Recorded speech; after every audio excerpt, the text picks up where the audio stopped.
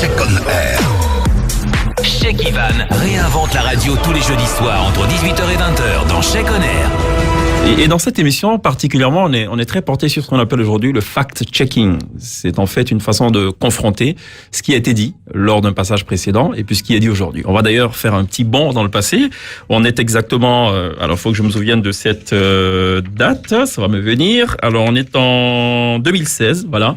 Et cet auditeur vous interpellait sur la situation dans la zone côtière, singulièrement dans la région de Bassam. On l'écoute. Je suis opérateur économique sur la piste d'Azuretti et je parle donc en mon nom et celui des autres opérateurs des hôtels, des restaurants qui sont établis ici. Donc Azuretti sur la piste est une commune du Grand Bassam. Et évidemment donc parce que nous croyons beaucoup en ce site, surtout sur le plan touristique. Mais nous avons beaucoup de problèmes sur le plan insalubrité et puis d'assainissement. Et c'est un petit peu pour ça que je m'adresse aujourd'hui à vous, Madame le Ministre, parce que comme vous le savez, je pense que nous payons tous une taxe sur les enlèvements d'ordures sur la facture de CIE et nous avons ici des tonnes et des tonnes et des tonnes d'ordures sur cette piste qui jonchent bien sûr cette piste qui empêche nos clients de passer.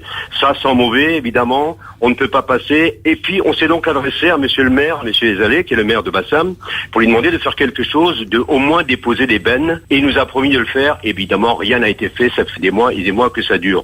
Donc je m'adresse un petit peu à vous Madame le ministre parce que je sais que vous travaillez beaucoup sur ce genre de dossier. Il y a bien sûr des quartiers défavorisés, mais là, c'est quand même un quartier touristique. Il y a beaucoup d'opérateurs. Oui, je voudrais remercier donc Monsieur Corr pour partager en tout cas nos préoccupations. En ce qui concerne donc la présence de déchets sur la piste d'Azuretti, là, et je vais donc en référer à la structure donc qui est en charge de ces questions. Il s'agit de la nature, qui verra si un opérateur donc qui est commis dans la zone, d'accord, et qui va l'interroger donc sur les raisons de la présence de ces ordures, mais je pense qu'il faut qu'il se rassure. Je vais regarder la question, je vais instruire mes services, on essaiera de comprendre davantage. Je suis d'accord avec lui pour dire que ces sites touristiques méritent d'être protégés et méritent d'être mieux présentés. Donc, les ordures sont faites pour être déplacées et transportées. On fera en sorte qu'elles n'existent plus là. D'accord. Voilà, ça c'est ce que vous disiez il y a 2 ans. 7 mois, dans le cadre de cette même émission Check on Air. On va voir si, entre-temps, donc 2 ans, 7 mois après, si les choses ont évolué. On va réécouter justement ce même opérateur. Madame le ministre, je tiens personnellement à vous féliciter pour vos nombreux actes posés en faveur de l'assainissement en Côte d'Ivoire et surtout pour votre intervention il y a environ 2 ans sur ce même site ici, à Bamblé, pour nous débarrasser des ordures. Malheureusement, Madame le ministre, nous sommes revenus au point zéro, car après la promesse de votre service technique de nous apposer des bennes, rien n'a été fait à cet effet. Madame le ministre, pour les enfants de Bamblé, pour l'assainissement, pour ce site qui attire de plus en plus de clients et touristes par la multiplication et l'investissement de nouveaux opérateurs, Madame le ministre, je m'adresse à nouveau à votre autorité afin d'obtenir gain de cause à cet effet. Merci d'avance, Madame le ministre. Merci à Nostalgie. Voilà, c'est une nouvelle prière formulée par cet opérateur touristique. 2 ans, 7 mois après votre passage, après vos promesses. Il n'y a pas de benne à ordures dans ces villages. Puis, à Assini, qui est une zone mondialement connue pour justement ce qu'elle offre comme attrait touristique, parce que entre mer et lagune, donc il n'y a pas de benne. Les populations sont obligées de procéder elles-mêmes à l'enlèvement des ordures, à soit procéder à de l'enfouissement ou à les brûler. Sauf que la mer étant rancunière, ou quand il y a des montées d'eau, ces ordures refont surface. Qu'est-ce qui est prévu d'être fait et pourquoi la situation ressemble à cela? Je voudrais remercier donc notre auditeur et dire que c'est vrai qu'il a reconnu lui-même.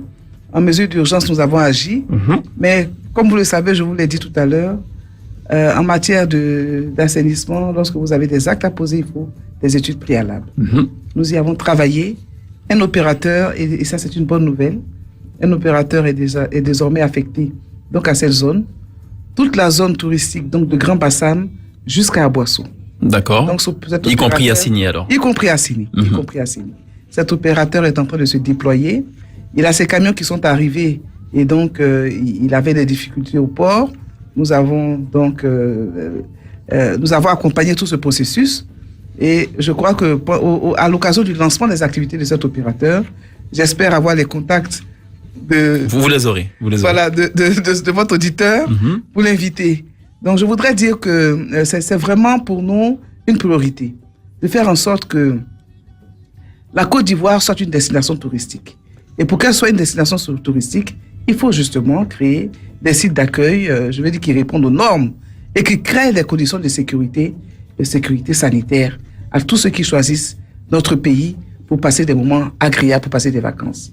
Et même pour les Ivoiriens qui aiment aller à Sini, qui aiment aller à Grand Bassam, qui adorent la mer, hein, d'accord, il faut créer les conditions pour favoriser ce tourisme interne, d'accord, mais également ce tourisme international. Absolument. Je voudrais rassurer l'auditeur pour dire que nous avons, c'est vrai, peut-être mis du temps, nous avons essayé d'accompagner de manière périodique jusqu'à maintenant, mais notre priorité, c'était de créer les conditions de gestion durable de ces plages et de ces zones touristiques. Ces choses faites, un opérateur y est désormais affecté. Check on Air. Check Ivan réinvente la radio tous les jeudis soirs entre 18h et 20h dans Check on Air.